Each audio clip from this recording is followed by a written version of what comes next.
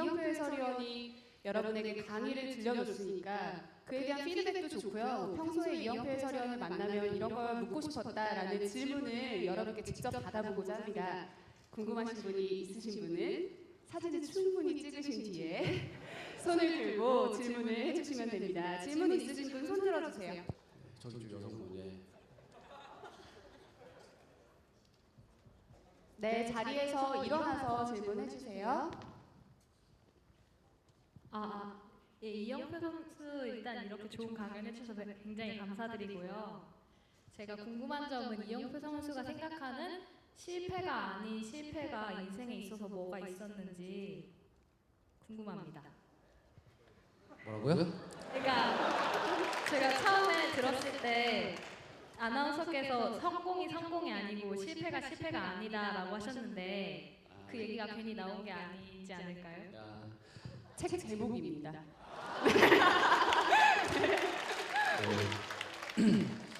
이 책의 제목, 이 책 안에 있는 내용을 제가 이 책의 제목으로 정한 건데요. 저는 고민이 있었어요. 저는 항상 이제 제가 많은 친구들로부터 이메일을 많이 받았어요. 젊은 친구들로부터 자신의 꿈을 꾸고 미래를 자기의 것으로 만들기 위해서 노력하는 과정 안에서 많은 사람들이 힘들어하고 고통스러워하고 또 지치기도 하고 괴로워하더라고요. 그 과정에서 어떤 길이 바른 길이고 어떻게 가야 되는지 또 많은 친구들을 이야기를 나눠보니까 친구들이 가장 큰 문제가 꿈이 없어요. 내가 뭐를 좋아하는지 모르는 거예요. 내가 뭐를 해야 될지도 모르고 그것이 가장 문제였어요. 꿈이 뭐냐고 물어보면 내 꿈이 뭐지? 라고 되물어보는 그런 친구들을 너무 많이 만나서 그 친구들에게 내가 경험했던 것들을 좀 이야기해 주고 싶다라는 생각을 했어요. 그래서 이 책은 사실은 이 말은 여기서부터 시작됐어요. 제가 어떤 사람들을 보니까 예를 들어서 이런 거예요. 그러니까 두 명의 친구들이 있는데 둘 다 열심히 공부를 했어요. 그래서 한 명은 원하는 대학에 합격했어요. 또 한 명은 원하는 대학에 합격하지 못했어요. 원하는 대학에 합격한 친구, 또 원하는 대학에 합격하지 못한 친구, 되게 극명하게 대비되잖아요. 자신의 꿈을 이루기 위해서 최선을 다하고 나갔는데 실패한 친구들에게 어떤 위로를 좀 해줘야 될까라는 생각을 했었어요. 제가. 그래서 제가 이런 이야기를 했었죠. 어떤 사람은 인생을 실패라는 이름으로 시작해요. 그런데 그 실패를 딛고 일어나서 성공으로 가는 경우를 너무나 많이 했어요. 또 어떤 사람들은요, 인생이라는 이름을 성공으로 시작하지만 그 성공 때문에 실패로 끝나는 경우도 너무나 많이 있어요. 그렇다면 우리가 성공과 실패는 사실 반대말이라고 생각하죠. 극명하게 반대말이라는 생각을 하는데 저는 그렇게 받아들이지 않았어요. 성공과 실패는 같은 단어예요. 성공이 곧 실패고 실패가 곧 성공이에요. 왜냐하면 실패로 시작한 인생이 성공으로 끝나기도 하고 성공으로 끝난 인생이 실패로 귀결되기도 한다면 사실은 성공이 아니고 실패가 아닌 게 된다는 사실이에요. 이 사실을 깨닫게 되면요, 성공했다고 자만하지도 않게 되고 실패했다고 좌절하지도 않게 돼요. 제가 친구들에게 하고 싶은 말 하나는, 어떤 친구가 자신의 꿈을 위해서 열심히 노력하고 나아가다가 마음속에 난 정말 힘들다, 괴롭다, 포기하고 싶어. 이 자리가 또 이 꿈이 내 것이 아닌가 봐, 난 재능이 안 되나 봐, 포기하고 싶다라고 생각이 든다면 지금 자신의 꿈을 위해서 제대로 가고 있는 거예요. 왜냐하면 성공한 모든 사람들은, 자신의 꿈을 이룬 모든 사람들은 다 바로 그 길을 걸어서 갔거든요. 그렇게 얘기해 주고 싶어요. 네, 멋진 대답이었죠. 질문해 주신 학생은 앞쪽으로 나와 주시겠어요? 네. 네, 안녕하세요. 저는 체육교육과 공부학번 황현수입니다. 네, 저는 여자축구부 에이스를 맡고 있는데요. 네, 축구에 관해서 여쭤보고 싶은데 유명한 선수들은 다 개인 훈련하는 자신만의 방식이 있더라고요. 혹시 이영표 선수만의 방식이 있었다면 살짝 알려주실 수 있으신가요? 네, 저도 초등학교, 중학교, 또 대학교 그때 개인 운동을 많이 했어요. 실제로 많이 했어요. 함께 진짜 축구에서 가장 실력이 잘 늘 때는 개인 훈련할 때. 공부도 그렇지 않아요? 전 열심히 안 해서. 저는 저는 공부를 안 해봤으니까 모르겠는데요. 네네. 공부도 분명히 학교에서 공부하는 것보다 혼자 공부할 때, 근데 그 공부가 어떤 그냥 의미 없는 공부가 아니라 정말 자기가 원해서 공부할 때 그때 제일 많이 늘어요. 제일 많이 성장. 근데 사실 학창 시절에 이렇게 남들 몰래 공부하는 스타일이 제일 얄밉지 않아요? 저는 왜 그렇게 공부를 했냐면 아까 제가 이제 잠깐 그 이야기를 하다가 말았는데 그 상대를 이기는 방법은 간단해요. 왜냐면 예를 들어서 내가 무언가가 되고 싶은데 거기는 한 명밖에 안 돼요. 근데 다른 애들이 있어요. 경쟁 상대가 있어요. 그렇죠? 그러면 걔를 이겨야 되잖아요. 근데 걔를 이기는 방법, 내가 원하는 것에서 상대를 이기는 방법은 단 한 가지밖에 없어요. 걔보다 더 열심히 하면 돼요. 실제로 이런 일이 있어요. 제가 미국의 MLS에 있었을 때인데 어떤 친구가 그 아버지와 함께 저한테 왔어요. 그래서 뭐라고 질문하냐면 국가대표가 되고 싶은데 한 13살 정도 됐던 것 같아요. 국가대표가 되고 싶은데 국가대표가 되는 단 한 가지 방법만 알려요. 어떻게 하면 국가대표가 될 수 있습니까? 하나만 딱 알려달라는 거예요. 근데 제가 그 질문을 받고 나서 조금 상당히 긴 시간 동안 그러니까 숙소로 오는 동안에 차 안에서 되게 많은 생각이 들었어요. 왜냐하면 그 질문 바로 제가 했던 질문이었거든요. 제가 고등학교 때, 대학교 때 어떻게 하면 내 꿈을 이룰 수 있는지, 그게 도대체 뭐지? 그것만 알면 내가 그거 하고 싶은 거예요. 근데 나는 너무나 내 꿈을 이루고 싶은데 그리고 할 준비도 되어 있는데 뭘 어떻게 해야 될지 모르니까 답답한 거예요. 그 마음이 딱 느껴졌어요. 제가 그 친구한테 뭐라고 대답했냐면 딱 한마디 했어요. 내가 경쟁하고 있다고 생각하는 친구들보다 더 열심히 많이 노력하면 됩니다. 라고 얘기했어요. 아주 평범한 말이지만 이것이 진리예요. 아마 그 친구는 저에게, 그 아버님은 저에게 축구 선수가 되는 어떤 특별한 비법이나 지름길을 원했는지도 모르겠어요. 그런데 자기의 꿈을 자기의 것으로 만드는 길에는 노력 외에는 방법이 없어요. 거기는 지름길이 없어요. 내가 생각하는 것보다 더 많이 노력하는 것 외에는 방법이 없어요. 반에서 1등하려면, 과에서 1등하려면 어떻게 되는지 아세요? 몇십 명 중에서 제일 열심히 하면 돼요. 학교에서 1등하려면요, 몇백 명. 시에서요, 몇천 명. 도에서요, 몇만 명. 한국에서요, 몇십만 명. 아시아에서요, 중국이 있으니까 몇억 명. 간단해요. 전 세계에서요, 내 또래, 내가 경쟁하고 있다고 생각하는 또래 계산해서 중국이 있으니까요. 한 18억 명 중에서 제일 열심히 하면 내가 탑돼요. 간단해요. 간단해요. 근데 왜 자기가 원하는 꿈을 이루지 못하는가? 생각은 있는데 행동하지 않기 때문이에요. 그래서 내가 원하는 꿈, 여기 있는 모든 분들이 내가 원하는 꿈 다 이룰 수 있거든요. 실제로 그래요. 근데 제가 단언하건대 여기에 있는 분들 중에서 꿈을 이루는 사람은요 1%밖에 안 될 거예요. 100명 중에서 1명만 꿈을 이룰 거예요.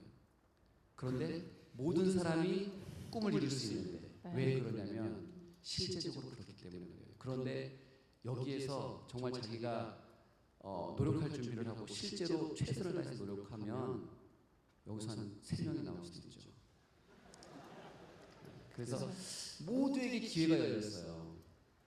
진짜로요. 모두에게 기회가 열렸는데 그 기회를 자기의 것으로 가져가느냐 안 하느냐, 행동으로 옮기느냐 안 하느냐. 제가 대학교 가서 중학교 고등학교 애들한테 해주는 말이 딱 하나가 있어요. 그게 뭐냐면 항상 사람은요 인생에 있어서 두 가지가 겹쳐요. 그것이 뭐냐면 내가 하고 싶은 일이 있고 내가 해야 되는 일이 있어요. 그러니까 내가 하고 싶은 일과 내가 해야 되는 일 둘 중에서 내가 하고 싶은 일을 먼저 하잖아요. 그러면 나중에 내가 해야 되는 일을 하면 살 수밖에 없어요. 그런데 지금 이 젊은 순간에 내가 해야 되는 일을 먼저 하죠. 그럼 나중에 내가 하고 싶은 일을 하면서 살 수 있어요. 여러분 뭐를 먼저 할 거예요? 이거 진짜 멋진 말인 것 같죠?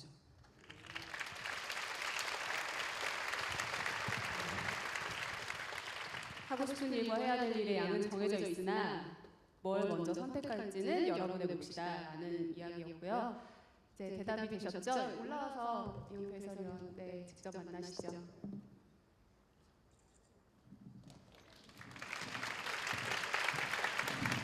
네, 우선 굉장히 영광스러운 자리에 앉게 돼서 굉장히 기분이 좋습니다. 아, 네. 저도 굉장히 편한 자리에 앉아서 기분이 좋은데 지금까지 이제 두 분과 함께 현장에서 질문들 굉장히 많이 가져봤는데 그래도 아직도 좀 궁금한 점이 많이 남으셨을 것 같아요. 네, 그래서 저희가 여러분들 대상으로 사전 신청 때 받았던 질문들을 전달해 드리려 나왔는데요. 네, 그 중에서 좀 독특하고 이제 재미있는 질문들만을 뽑아서 한번 질문을 드려보려고 하는데 좀 날카로운 질문이어도 괜찮을까요? 네, 괜찮습니다.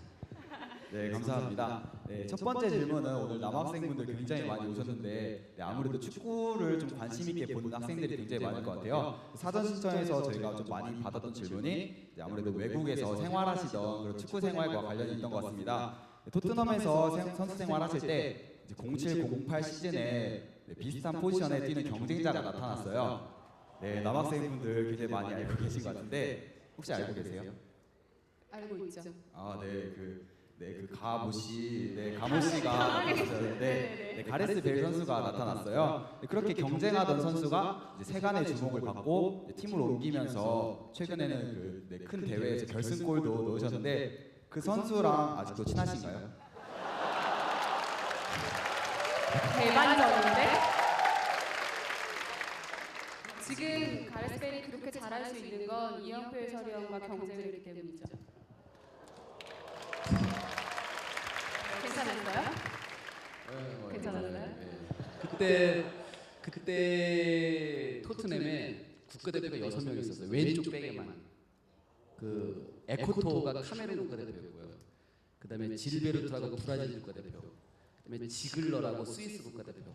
그다음에 웨일즈 국가대표인 가레스 베일이 있었고 또 크리스 헌트라고 아일랜드 국가대표 있었어요. 그다음에 한국 국가대표 6명 있었어요. 그래서 정말 경쟁이 국가대표만 6명이 왼쪽 백이 있으니까 그때 당시에 되게 치열했었고 다행히 그때 제가 있는 그 베일이 오고 나서 2년 동안 그 중에서 저는 그 6명 중에서 70%의 경기를 제가 다 뛰었기 때문에 좋았습니다. 저는. 별로 경쟁자가 아니었군요.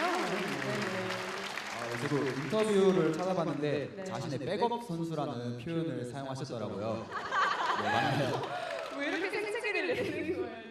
근데 사실 그때는 제가 왼쪽 백에 있으면 베일이 왼쪽 윙포드를 썼어요. 그래서 같이 뛰는 경기가 되게 많았고 물론 제가 안 뛸 때는 이제 가끔 2경기 뛰고 1경기 쉴 때는 에코토가 또 왼쪽에 뛰었었고 그렇기 때문에 제가 물론 제가 경기 뛸 때 베일이 벤치에 앉을 때 많죠.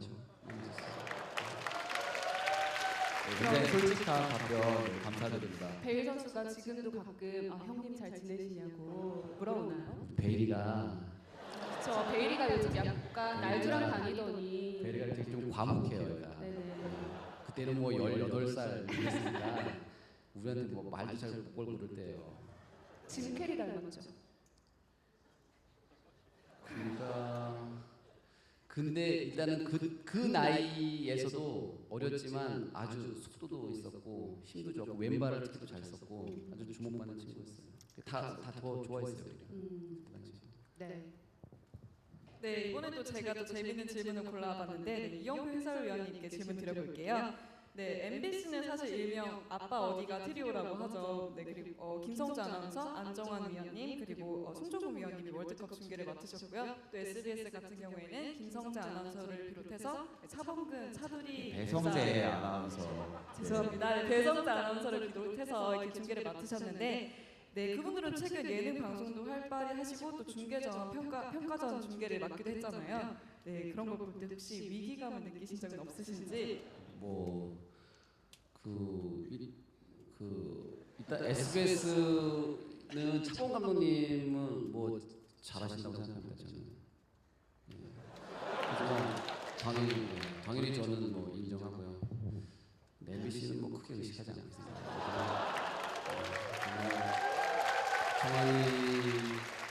정환이 형이나 종국이는 우리 잘 알고 있거든요. 그러니까 잘 알고 있기 때문에 마음 편해요. 전혀 그렇다면은 타 방송국 중계진이랑 비교했을 때 본인만의 차별화 전략이 있을까요?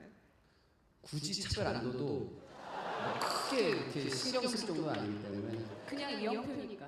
뭐 네. 그쪽은 뭐 저만 그런 줄 알았어요 저는. 근데 내부에서도 별로 크게 신경 쓰지 않아요.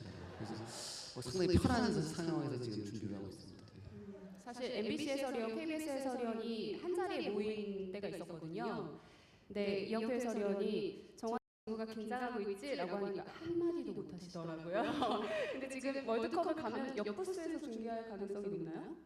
그래서 제가 종국이 보고 좀 과자 좀 챙겨가라고 경기하기 한국 전에 과자. 문 열고 잘해 한번. 한국 과자가 불안해서 안 판다고 그래서 제가 좀 과자 좀 챙겨가라는 얘기를 했어요. 그 정도입니다. 과자를 챙겨다 줘야 하는. 네.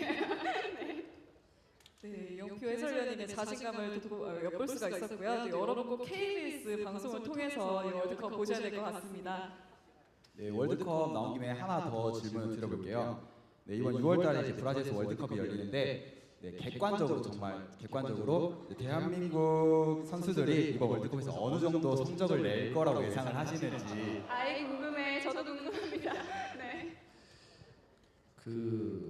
항상 우리 삶에는 그 이상과 현실이 공존을 해요. 그 사람은 너무 그렇게 또 뭐 현실적인 것도 또 그렇고 또 너무 또 비현실적인 것도 그렇거든요. 그런데 전 이런 얘기를 하고 싶어요. 지난 우리가 2002년도에도 그랬고 2010년도에도 그랬고 좋은 성적을 냈는데 그때도 대부분 외국의 언론에서는 한국이 예선 탈락할 것이다라는 의견이 절대 다수였어요.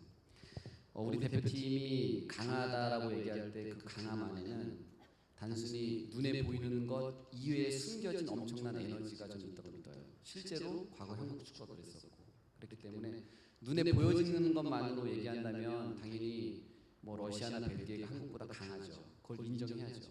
하지만 그 뒤에 숨어 있는 대한민국이라는 나라를 갖고 있는 또 대한민국 사람만 갖고 있는 어떤 특별한 에너지, 힘이 있다고 저는 믿기 때문에 그 힘이 나온다면 2000년 또 2010년에 그랬던 것처럼 충분히 16강 이상 가능할 거라고 믿습니다.